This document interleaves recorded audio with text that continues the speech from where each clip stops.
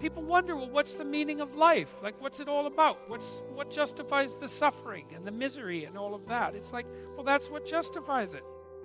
It's like you put yourself up against that. You think, okay, with all of this pushing against me, how much can I push back? Could I move the horror an inch back with all the strength that I have at my disposal? Man, and the answer to that is, yeah, you can. It makes you better with regards to yourself, but it also makes the world a better place. It's not an accident that the axiomatic Western individual is someone who was unfairly nailed to a cross and tortured. It's like, yes, right, exactly. So what do you do about that? Well, I thought about that for a long time too. It's like, well, you don't get together in a damn mob, because all that does is allow you to be as horrible as you could possibly imagine and suffer from none of the consequences.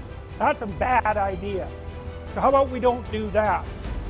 Well, there's a deep idea in the West too. It's like, pick up your damn suffering and bear it and try to be a good person so you don't make it worse. Well, that's a truth. You know, I read a lot about the terrible things that people have done to each other. You just cannot even imagine it. It's so awful. So you don't want to be someone like that. Now, do you have a reason to be? Yes. You have lots of reasons to be. God, there's reasons to be resentful about your existence. Everyone you know is going to die. You know, you too. And there's going to be a fair bit of pain along the way, and lots of it's going to be unfair. It's like, yeah, no wonder you're resentful. It's like, act it out and see what happens. You make everything you're complaining about infinitely worse. There's this idea that hell is a bottomless pit, and that's because no matter how bad it is, some stupid son of a bitch like you could figure out a way to make it a lot worse. So you think, well, what do you do about that? Well, you accept it. That's what life is like. It's suffering. That's what the religious people have always said. Life is suffering. Yes. Well, who wants to admit that? Well, just think about it. So what do you do in the face of that suffering? Try to reduce it. Start with yourself. What good are you? Get yourself together for Christ's sake, so that when your father dies, you're not whining away in a corner, and you can help plan the funeral, and you can stand up solidly so that people can rely on you. That's better. Don't be a damn victim. Of course you're a victim. Jesus, obviously. Put yourself together. And then maybe if you put yourself together, you know how to do that. You know what's wrong with you, if you'll admit it. You know there's a few things you could like polish up a little bit, that you might even be able to manage in insufficient present condition.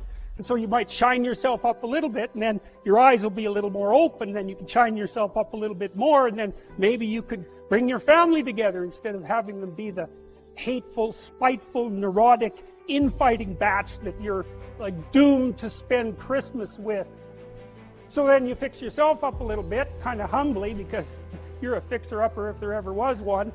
And then you got to figure out, well, can you figure out how to make peace with your idiot brother? And probably not, because he's just as dumb as you, so how the hell are you going to manage that?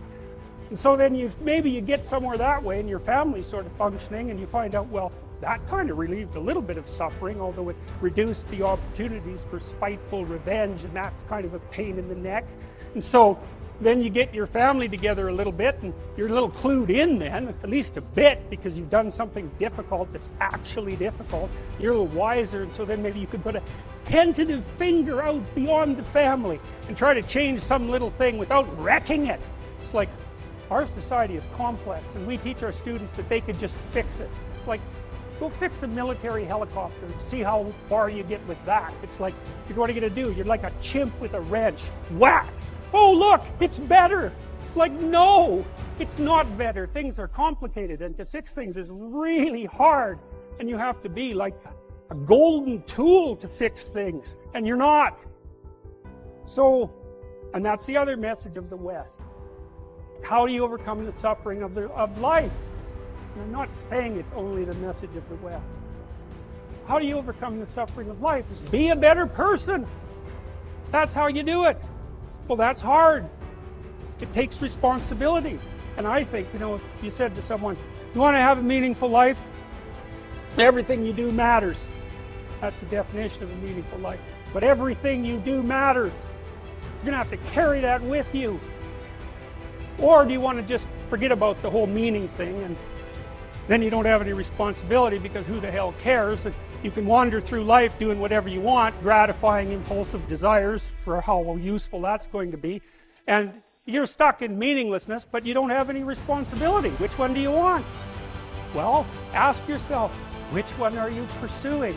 And you'll find very rapidly that it isn't the majority of your soul that's pursuing the whole meaning thing, because, well, look what you have to do that. You have to take on the fact that life is suffering. You have to put yourself together in the face of that. Well, that's hard.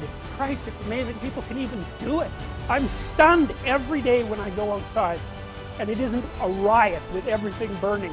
Because really, God, you talk to people, it's like, I knew this guy, he'd been in a motorcycle accident and it really ruined him, and he was like a linesman, you know, working on the power, and he was working with someone who had Parkinson's disease, and they had complementary inadequacies, and so two of them could do the job of one person, and so they're out there fixing power lines in the freezing cold, despite the fact that one was 3/4 wrecked with a motorcycle accident and the other one had Parkinson's. It's like, that's how our civilization works. It's like, there's all these ruined people out there, they've got problems like you can't believe. Off they go to work and do things they don't even like, and look, the lights are on. My God, it's unbelievable. It's a miracle. It's a miracle. And we're so ungrateful. College students, the postmodern types, they're so ungrateful. You know, they don't know that they're surrounded by just a bloody miracle. It's a miracle that all this stuff works. That all you crazy chimpanzees that don't know each other can sit in the same room for 2 hours sweltering away without tearing each other apart, because that's what chimps do. So, anyways, let's get yourself together. Transcend your suffering. See if you can be some kind of hero. Make the suffering in the world less. Well, that's the way forward, as far as I can tell, if there is any way forward.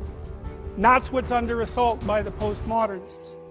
So look out, because they know exactly what they're doing, and they know exactly why they're doing it.